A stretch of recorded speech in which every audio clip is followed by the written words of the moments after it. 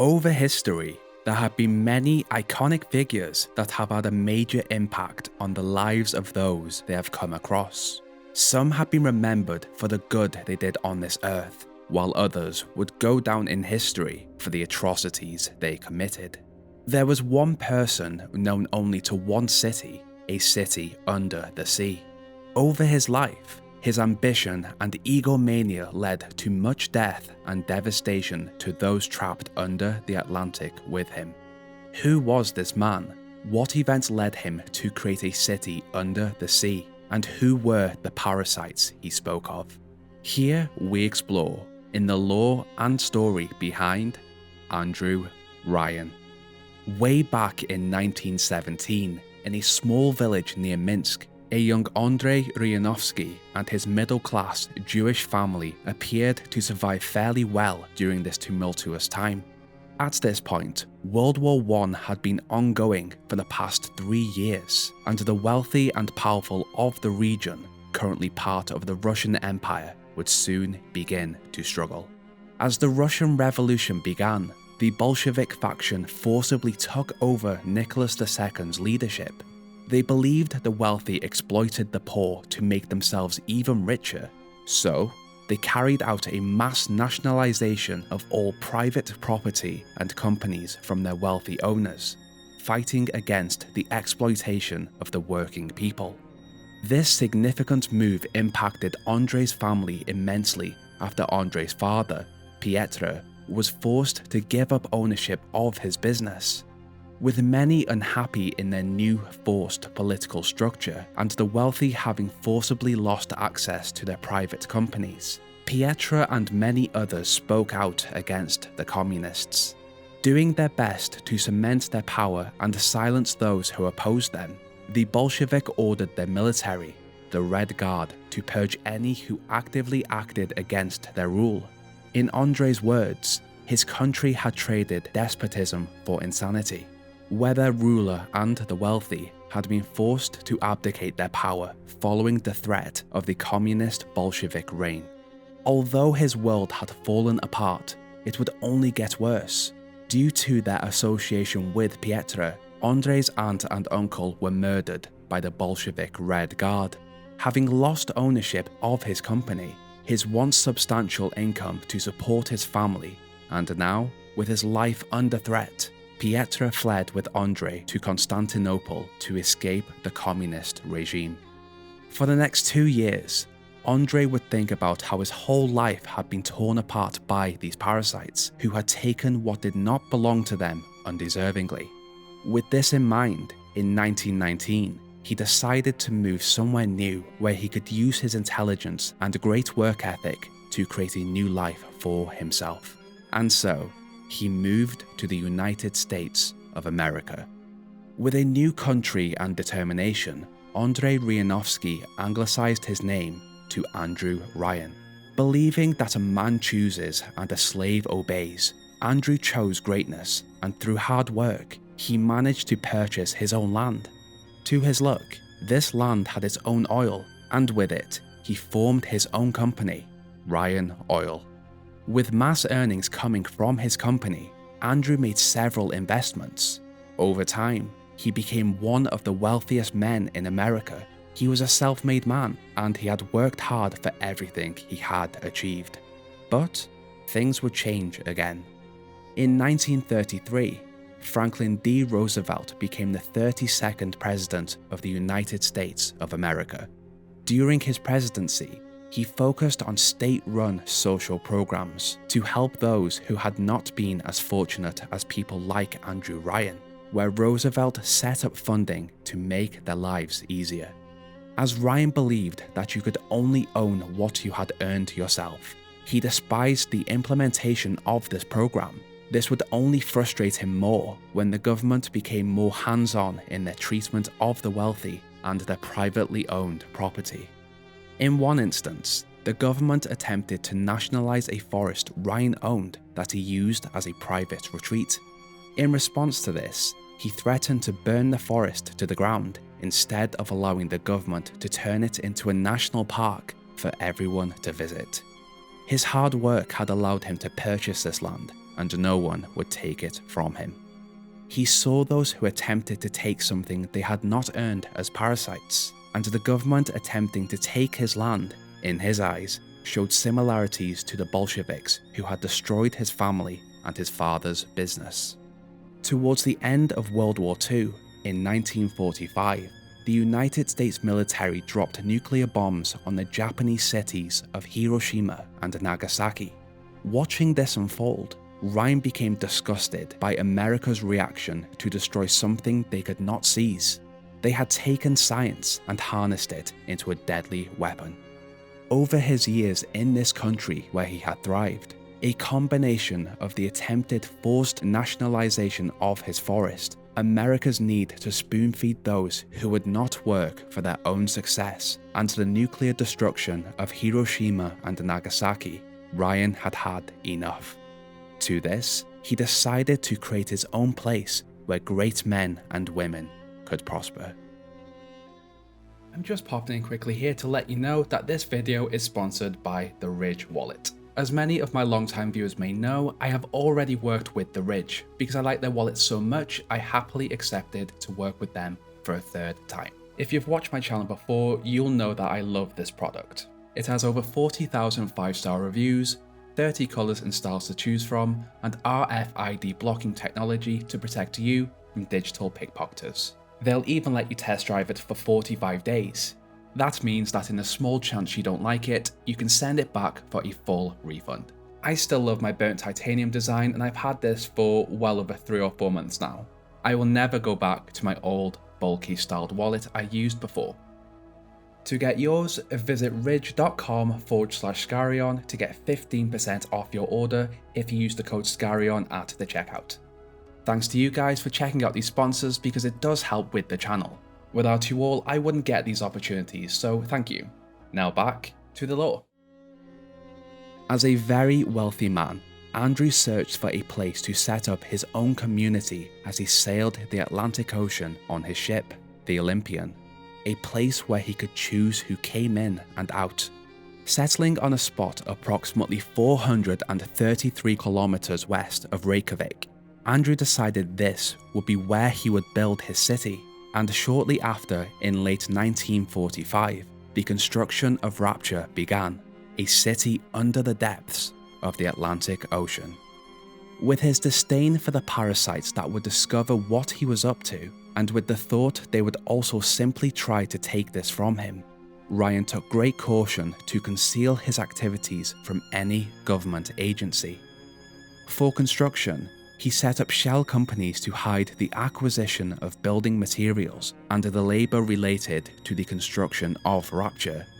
As a workaholic, and with a strong drive to succeed, in just under 1 year, on the 5th of November 1946, the infrastructure of Rapture was safe and large enough to bring in its first residents.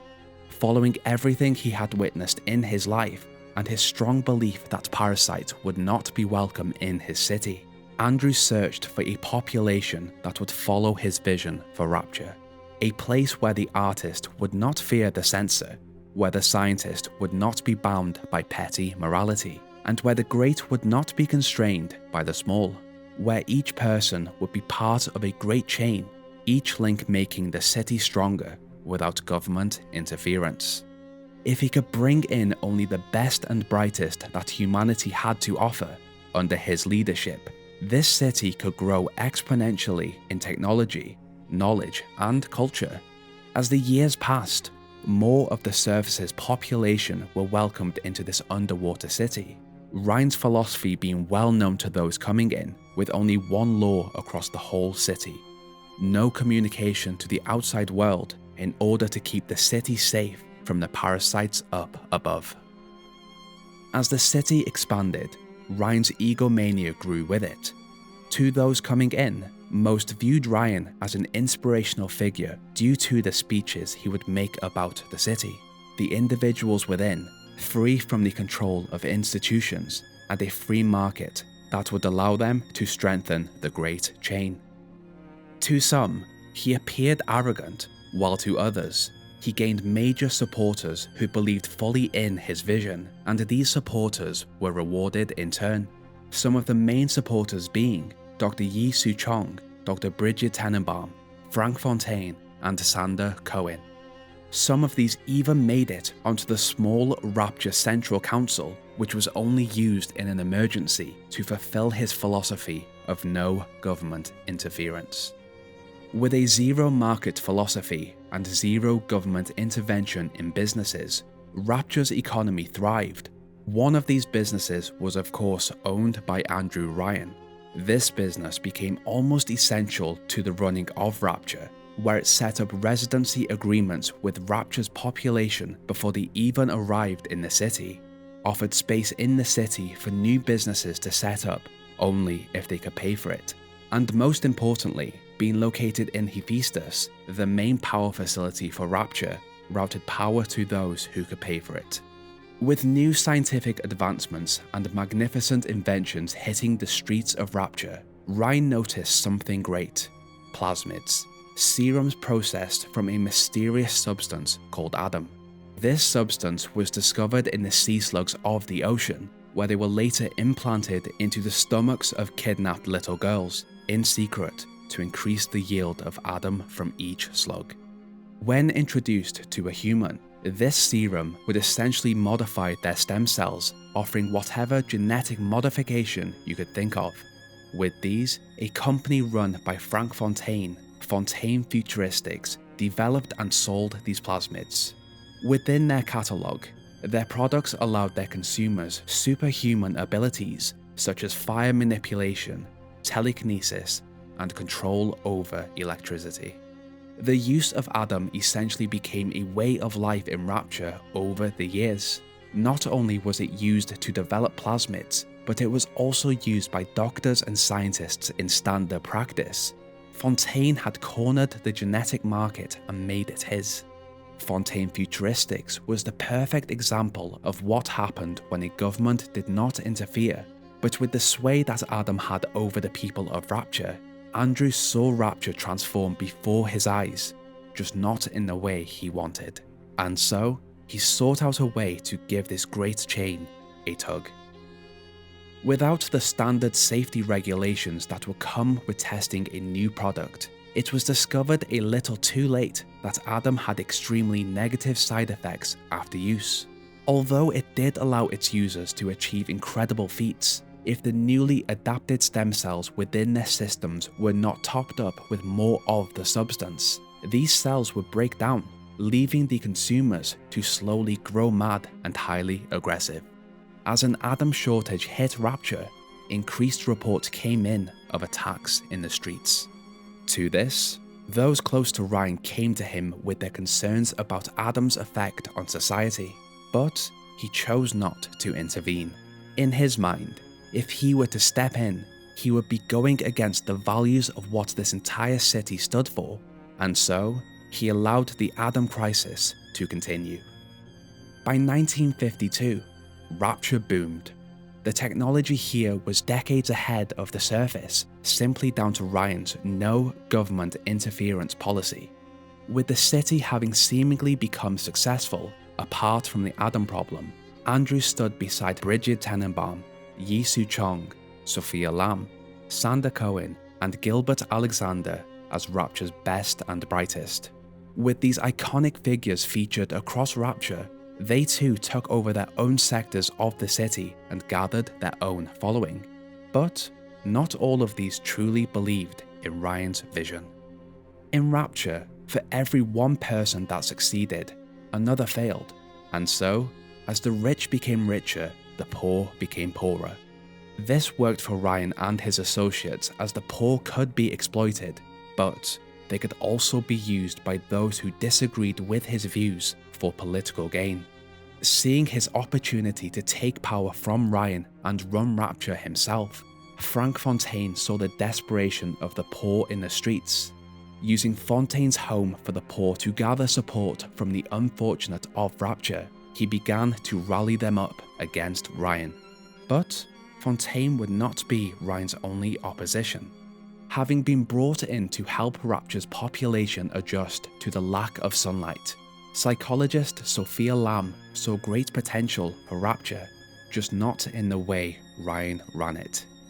To this, she and Ryan participated in televised debates where she argued for an altruistic Rapture where each person looked after one another, while Ryan saw this as the complete opposite of his view. In another debate, Lamb asked why religion was banned in Rapture. In response, Ryan explained he was an atheist and would not allow any organized religious institution inside of his city. The people could practice their religion in private, just not in public. These debates did not have the effect Andrew wanted. He had attempted to show her the flaws in her logic, whereas in reality, she only gained popularity. At this point, unknown to Ryan, Fontaine had been running an illegal black market smuggling ring alongside his genetics business. Although this went against Ryan's sole rule of contact with the surface, it allowed him to dismantle parts of the city where he brought in contraband. Some of these being Bibles and crosses, using Sophia's arguments with their leader to build a rift between the unhappy population of Rapture and Ryan. Watching as Lamb and Fontaine both built up supporters across the city, Ryan decided he had to do something to keep his position in Rapture, even if it went against his philosophy.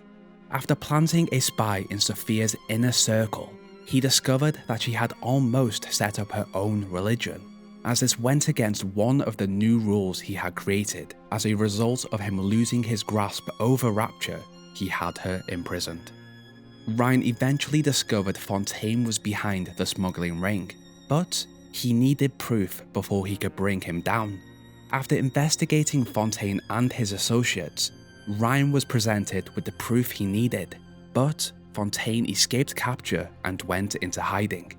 With this, Ryan created a new law that smuggling would be equivalent to treason, a crime punishable by death.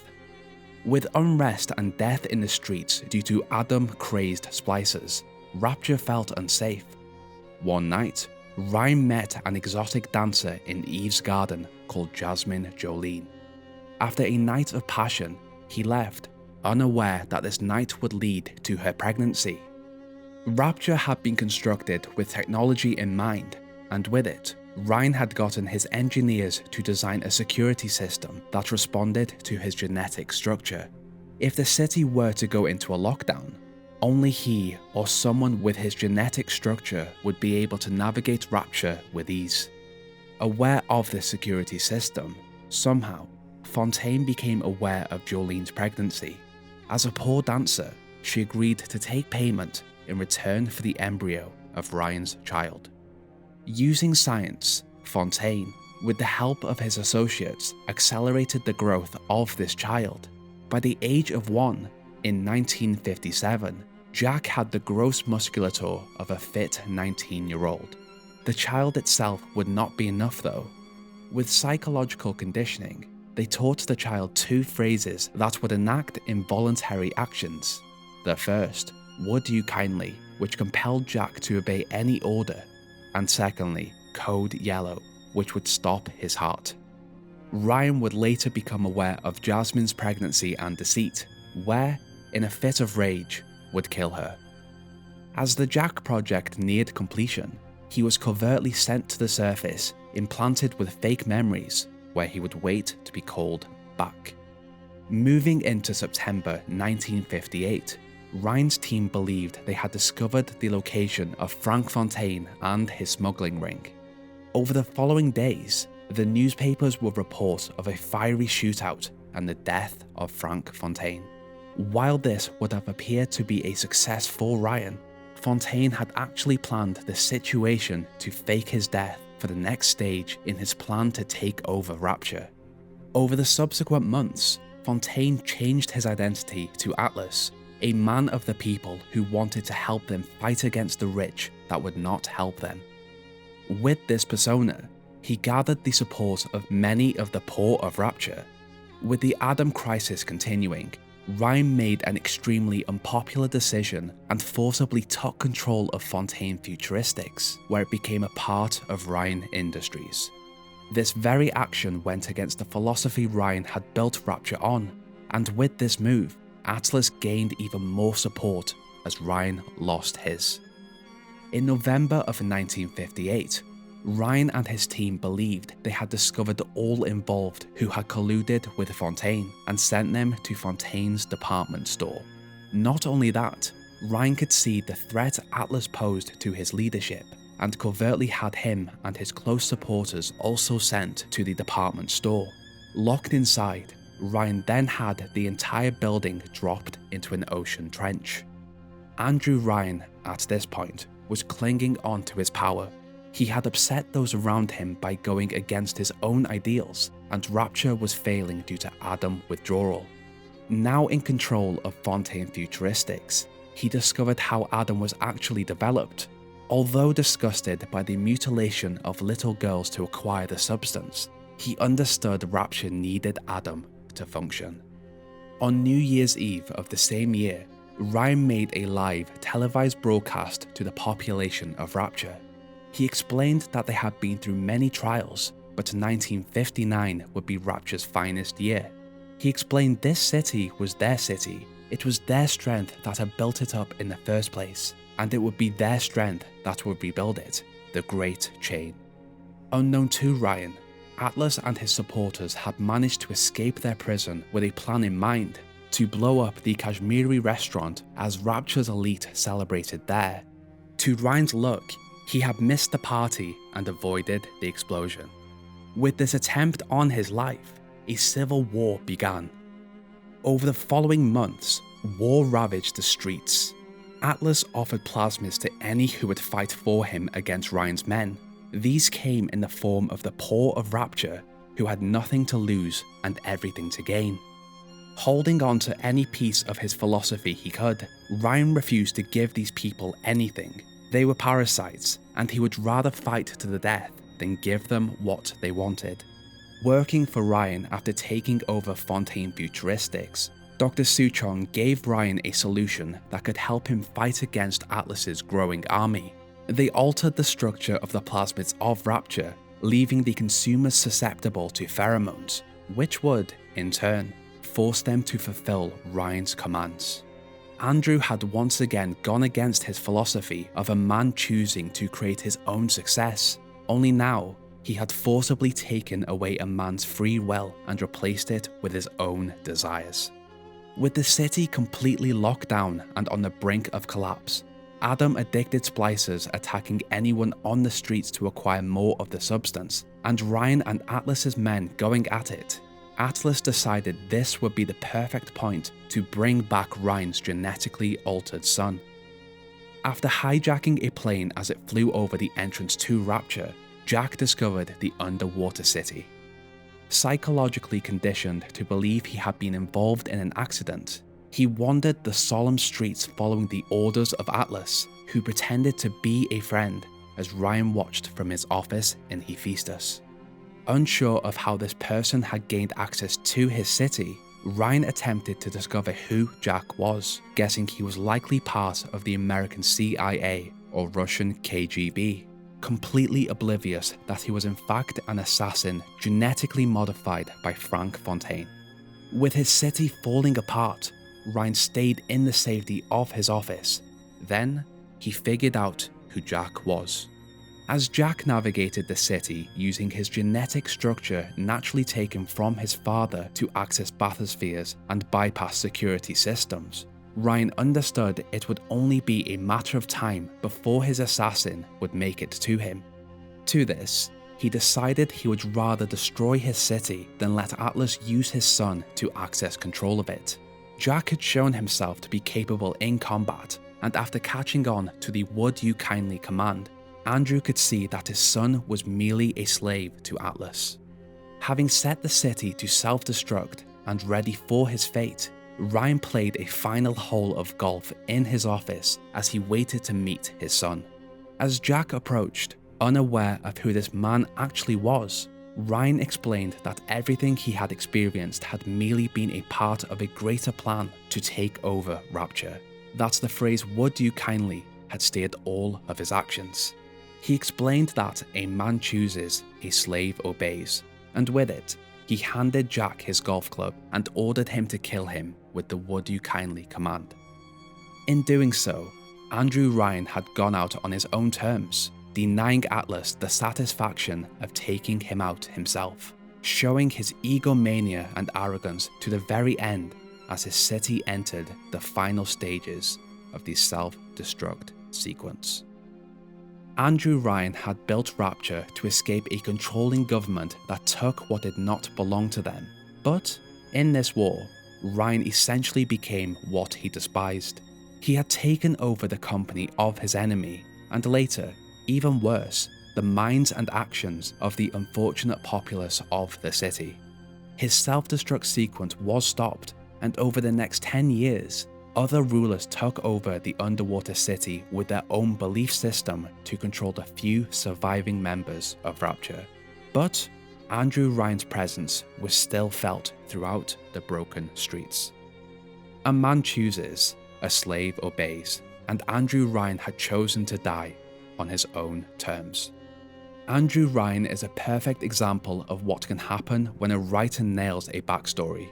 His escape from his country had a huge impact on the way he saw the world, and in my opinion, he became what he despised.